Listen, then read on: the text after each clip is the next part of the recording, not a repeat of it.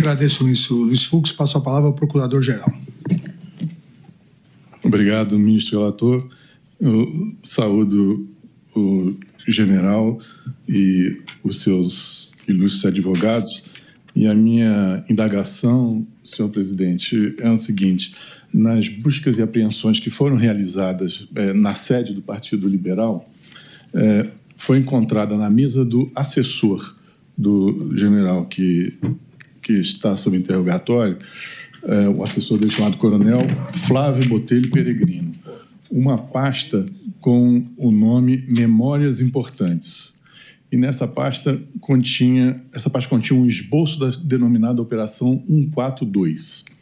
Esse documento aludia ao artigo 142 da Constituição e traçava uma estratégia de ofensivas contra o Supremo Tribunal Federal. Mencionava um decreto presidencial de ruptura com a normalidade democrática e falava em controle da narrativa midiática. O plano previa ações como anulação das eleições, prorrogação dos mandatos, substituição de todo o TSE e preparação de novas eleições. E, no final, o documento estabelecia: Lula não sobe a rampa. Esse foi arquivado numa pasta com esse nome Memória Importante. Eu gostaria de saber do general se ele tem algo a dizer sobre esse documento. Por favor, general. O Peregrino, ele era um assessor meu voltado basicamente para comunicação social e ele fazia media training para mim e tudo mais. Ele nunca me apresentou esse documento. Eu vi o documento, eu vi o esboço, aquele é um pedaço de papel com um desenho escrito. Eu vi quando eu tive acesso ao inquérito, mas o Peregrino nunca me apresentou aquilo, nem tocou no assunto. Mas ele era encarregado de fazer qualquer possibilidade de arguição que eu tivesse, ele me preparava para a mídia training. É só, presidente. Muito obrigado. Agradeço ao Procurador-Geral da República. Eu passo a palavra ao doutor Jair Alves Pereira, advogado do réu colaborador. Sem perguntas, ministro. Obrigado. Agradeço. Então, eu passo a palavra aos advogados do depoente. Eu passo a palavra inicialmente ao doutor José Luiz Mendes Oliveira Lima. Boa tarde, ministro Alexandre de Moraes. Boa tarde. Boa tarde, ministro Luiz Fux. Boa tarde, doutor Paulo Bonet, senhores servidores da Justiça, eleitos advogados.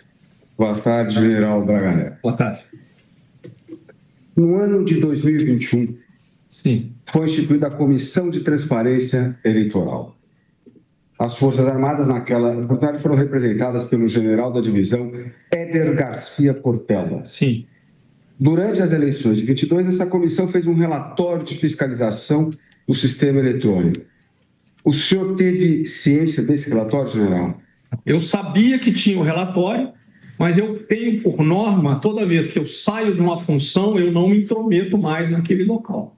Isso aí era uma função relativa ao novo ministro da Defesa. Eu tomei consciência que havia o relatório, aquela ciência que sai na mídia, só.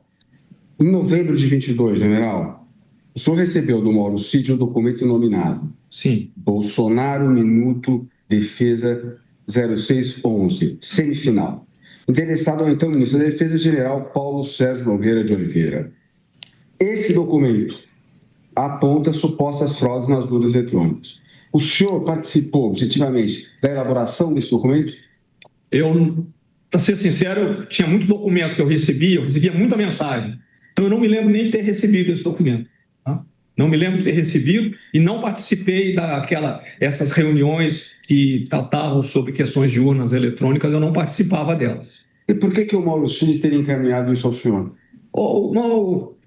Muitas pessoas tinham na cabeça que eu era a pessoa, o braço direito do Bolsonaro, eu estava ligado porque eu era candidato a vice-presidente, para me dar conhecimento, porque eu tinha sido candidato a vice-presidente, porque eu estava no PL, eu não sei o motivo que ele fez. E o senhor discutiu esse documento com o Mauro, não, com o general Paulo Sérgio Nogueira ou com alguma outra pessoa? Não, senhor, nunca discuti esse documento com ninguém. Na opinião do senhor e pela experiência do senhor, a eleição de 2022 teve fraude? Não, senhor, teve fraude. General, eu vou precisar ser específico, mais específico sobre algumas questões que foram colocadas, ministro Alexandre, rapidamente. Eu preciso ser mais... O senhor tem conhecimento, o senhor teve conhecimento, na época, de qualquer tipo de plano que atentasse contra a vida de ministros, entre eles o eminente ministro Alexandre de Moraes, ou integrantes do Poder Executivo? Doutor, é o seguinte, eu fui para fora do Brasil, fiquei 9 meses numa área de combate numa brigada australiana defendendo a democracia. Eu sou um democrata, eu não queria participar de um plano, apoiar um plano que falasse de atentado contra autoridades do legislativo, autoridades brasileiras, do executivo, não queria participar de um plano desse. O senhor participou da discussão de alguma elaboração de algum outro plano? Não, senhor, não participei.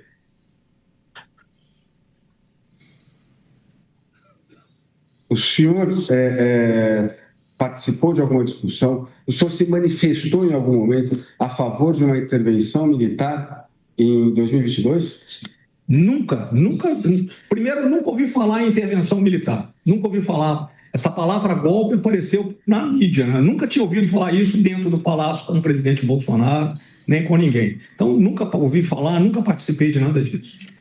Respondendo a uma indagação, agora mudando do tema, falando da reunião na sua casa. Sim. Respondendo a uma indagação do eminente relator, quando o senhor fala do diálogo com as pessoas que foram até a sua casa, o senhor fala assim, olha, eu falei até de intervenção. Mas para ficar claro, essa intervenção, quando o senhor menciona o eminente relator, é a intervenção no Rio de Janeiro? Sim, a intervenção militar, porque as pessoas, os FS que trabalharam comigo na intervenção, né?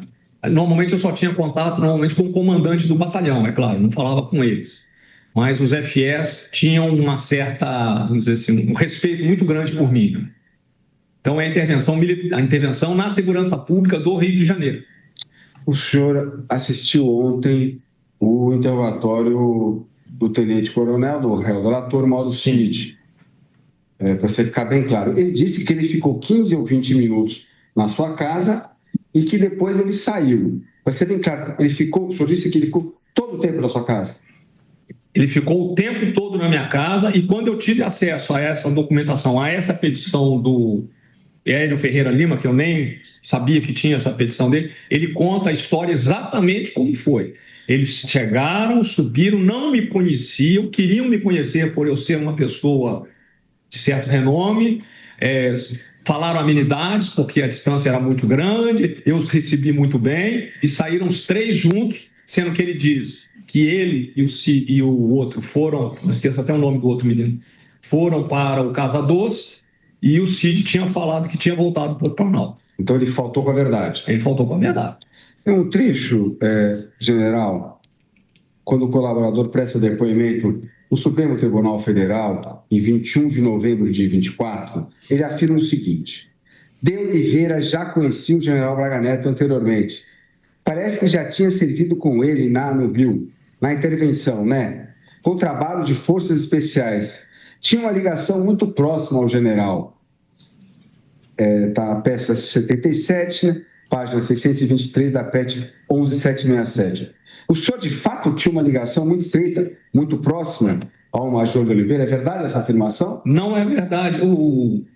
Quando as forças especiais chegaram no Rio, eles estiveram em 2 etapas. Primeiro, num GLO, ficaram 6 meses comigo lá, e depois na intervenção durante 1 ano. O meu contato com eles era só com os comandantes, tá? Eu não tinha contato com a tropa e com os operadores especiais. Se ele estava, eu nem sabia disso. Se ele estava nas operações lá de baixo, ele não teve contato comigo lá na intervenção, pessoal. Também o réu colaborador, portanto, ele faltou com a verdade nessa afirmação, não é isso? Não é verdade. Sim. O réu colaborador disse ainda, a respeito dessa reunião realizada na casa do senhor, aspas, começaram a surgir algumas ideias. Não, vamos mobilizar os caminhoneiros, parar o país. Não, vamos bloquear a estrada. Então, ideias que podiam ser feitas para... Quando entrou no nível de ideias, o general Braga Neto interrompeu e falou assim: não, Cid, não, o Cid não pode participar. Tire o Cid, porque ele é próximo ao Bolsonaro. Essa afirmação Falso. é falsa? Isso é falso. Como é que eu vou discutir um assunto desse com duas pessoas que eu não conheço?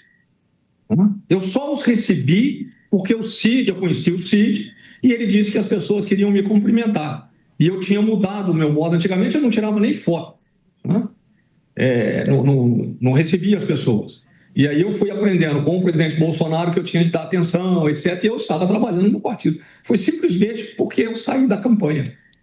O senhor presenciou ontem o depoimento do réu colaborador e até uma pergunta que eu falo, porque ele demorou 1 ano e 3 meses para falar dessa questão do dinheiro, e ele disse que o senhor teria entregue um dinheiro primeiro ele falou que era na sala dele, depois ele fala que era numa garagem. Essa afirmação dele é verdadeira, general? Não é. Eu, como eu disse para o senhor, eu não tinha contato com financiadores, eu não tinha como arrumar dinheiro. Então, essa não é verdade, eu não dei dinheiro para ninguém. Independentemente de o senhor ser ou não é verdade. Responsável por dinheiro, a pergunta é objetiva. O senhor, em algum momento, entregou dinheiro para o coronel Cid? Não. O tema agora vai ser a representação eleitoral para verificação extraordinária apresentada pelo Partido Liberal em 22 de novembro de 2022. O senhor teve alguma participação na produção do material por parte do PL? Não, senhor, não tive nenhuma participação. Quando terminou a eleição, eu passei a me dedicar eu fui trabalhar para o PL e para mim tudo era novidade. E o partido passou a ser o maior partido do país, então eu passei a estudar os partidos para poder organizar e alinhar o partido, já que o presidente Bolsonaro ia ser o presidente de honra, com o nosso plano de governo, a documentação do partido, fazer sugestões ao presidente Valdemar. Eu ia no presidente Valdemar para saber como é que nós iríamos fazer esse trabalho todo e trabalhar também os movimentos, porque eu comentei com o presidente e conversei com o pessoal que nós tínhamos de nos focar nas eleições para prefeitos e vereadores. O senhor tinha conhecimento do conteúdo dessa representação eleitoral? Não, eu sabia que ia sair a representação, mas eu nunca li o documento, nunca vi o documento. O senhor assinou algum documento referente a esse recurso, uma procuração, uma petição? Não que eu me lembro, não. O senhor sabe dizer o motivo, general, pelo nome do senhor constar nesse recurso? Eu acredito que é porque é a chapa que entra, então meu nome aparece porque a chapa éramos eu e o presidente.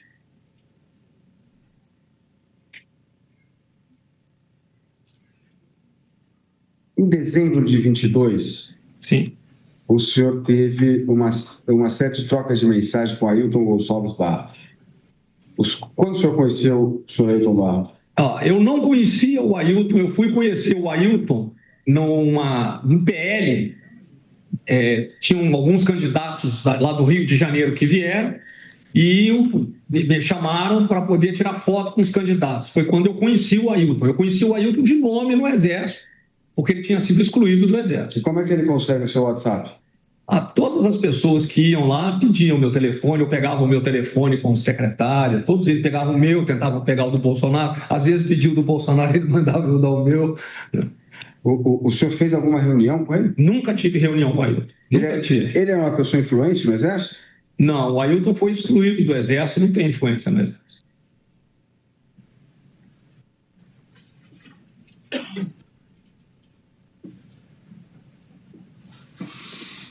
O já explicou sobre aquela mensagem. Só um minuto. Fica à vontade, doutor.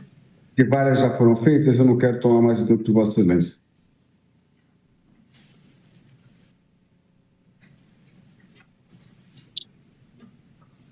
Em determinado momento, general, o réu colaborador, o senhor já apontou que ele faltou com a verdade em algumas oportunidades, ele fala o seguinte: Mauro Cid afirmou em sua delação que o general Braga Neto ele estava rachado com os generais da ativa. Então, o general Ferro Gomes, ao conversava com o general Braga Neto, até por algumas críticas que andava fazendo, porque ele achava que os generais eram frouxos, melancias. A pergunta a respeito dessa fala do réu colaborador. Por qual motivo, se é que é verdade, que o senhor estava rachado com os generais da ativa? Como eu disse para o senhor, eu não sei de onde tirou essa ideia. Eu nunca estive rachado com oficiais nenhum da ativa. Eu não os procurava em virtude do seguinte: eu era um candidato a vice-presidente, eles estavam na ativa, eu estava na reserva, eu estava trabalhando num partido político, então eu evitava o contato, estava tendo aquelas manifestações, então eu evitava o contato exatamente para não misturar isso com a parte profissional. Mas, ao contrário, eu prezo muito o Freire, não estava rachado com ninguém. Agora, eu evitava, eu não me comunicava. Podem procurar, não tem contato meu, eu tenho até os telefones deles no meu telefone, mas não tem contato meu com nenhum 4 estrelas ou comandante naquela época.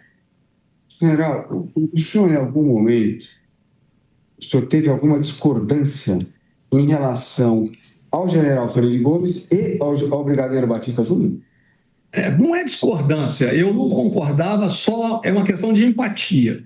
Eu passava todo dia de manhã, uma vez de manhã e uma vez de tarde, porque o presidente, quando o pessoal fala que ele estava deprimido, ele estava com aquela doença na perna, era uma coisa muito feia, aquilo estava batendo muito o presidente e não conseguia curar. E eu achava que faltava da parte deles uma empatia maior para saber do presidente, dar uma atenção maior ao presidente. Às vezes que eu passava lá, eu perguntava, vieram aqui, não tinha essa informação. Eles não procuravam. E antes viviam procurando o presidente. Era só isso. Era uma questão de empatia, de falta de empatia deles com o presidente naquele caso que ele estava abatido em virtude da doença que ele estava sofrendo. General, qual a relação, já mudando para um outro tema, qual a relação do senhor com o general Mário Fernandes? Olha, eu conheço o Mário. O Mário trabalhou aqui comigo. Comigo não. O Mário trabalhou mais com o ministro Ramos, o general Ramos. O Mário era chefe do Estado-Maior aqui quando eu cuidava da Olimpíada e ele trabalhava com o Ramos na DR.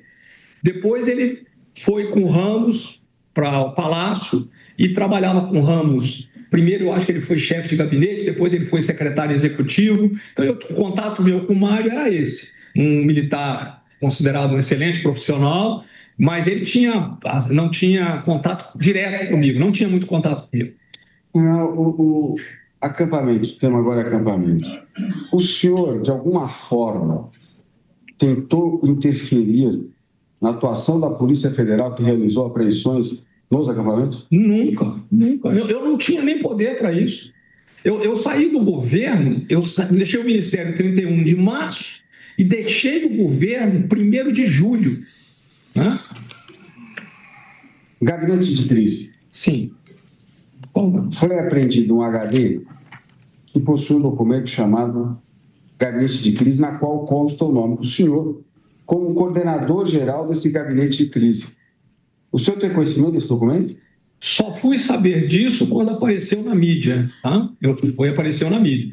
As pessoas tinham mania de usar o meu nome. Cansei de ver pessoas usando o meu nome. Outro dia eu estava comentando com alguém que era surpreendido às vezes que faziam um evento fora e quando começavam a me ligar perguntando se eu ia no evento, porque o meu retrato estava no evento. Eu não sabia desse gabinete, só tomei conhecimento quando apareceu na mídia. Onde o senhor estava, general, durante os atos antidemocráticos de 8 de janeiro de 23 e qual a sua opinião sobre aqueles atos? Olha, o que aconteceu? Eu fiquei em Brasília, como eu estava trabalhando com o PL, eu não podia simplesmente parar de trabalhar, estava começando a trabalhar, aprendendo. Então, eu peguei a dispensa de Ano Novo, depois do Natal. Então, no dia 26 de dezembro, de manhã cedo, eu saí de Brasília e vim para o Rio de Janeiro. Tá? No dia 8, eu estava, da parte da manhã, na praia, como eu sempre faço, vou jogar vôlei, e à tarde, meu cachorro deu um problema, né? Porque a minha esposa brinca que é o meu neto. Meu cachorro deu um problema e eu estava no veterinário naquela hora. Né? E o meu filho, eu acho que foi meu filho ligou e contou para mim o que estava acontecendo, quando eu ligar a televisão, mas aí eu só pude ver quando eu cheguei em casa. Eu não esperava aquilo ali. Para mim, aquilo ali, porque as manifestações de direita são sempre manifestações ordeiras. Eu nunca vi manifestação de direita que não fosse ordeira. Eu não gosto de usar muito a palavra direita, eu prefiro conservadores, né? Mas os conservadores são ordeiros. Quando eu vi aquilo para mim me horrorizou. Aquilo ali para mim é vandalismo, né? O que houve ali para mim foi vandalismo. O senhor, de alguma forma, participou, estimulou, se reuniu com algum dos manifestantes dos quartéis em 28 de janeiro? Não, senhor. Eu só encontrava, o que acontecia é que às vezes eu estava, por exemplo, no mercado ou na rua, as pessoas me reconheciam, até pessoas que estavam no acampamento, e vinham e pediam para tirar foto comigo, e logicamente me pediam se eu conseguia levar eles no Bolsonaro. Mas era o único contato que eu tinha. No acampamento, frequentar o acampamento, contato com os organizadores eu não tinha. Dinheiro para algum? Dinheiro? Não. O presidente já tinha recomendado não pegar dinheiro de jeito nenhum. O réu colaborador, o senhor presenciou na data de ontem, chegou a afirmar textualmente, depois ele disse que não tinha nenhuma prova disso, mas ele afirma que o senhor era o elo dos manifestantes, o senhor é que levava as informações ao presidente Bolsonaro. O que o senhor tem a dizer sobre essa afirmação do réu colaborador? É a imaginação dele. O que acontece ali? Eu ia realmente todo dia, de manhã e à tarde, para ver o presidente por uma questão de solidariedade. Passava lá de manhã e passava de tarde. E às vezes eu falava com ele, comentava, porque eu sei que o presidente estava mal e não estava nem vendo televisão, né? E às vezes eu encontrava a pessoa, eu falava para ele aquilo que eu via na TV ou na mídia, para saber se ele já sabia de alguma coisa. Mas não era um contato dos vamos dizer, dos integrantes do acampamento ou das manifestações. Era notícia de mídia que eu tinha recebido, que o pai contava se ele tinha sabido. Aquilo que saía nas mídias sociais, normalmente ele sabia de tudo, porque ele não sabia de coisas que às vezes passavam na televisão. Estou concluindo, presidente.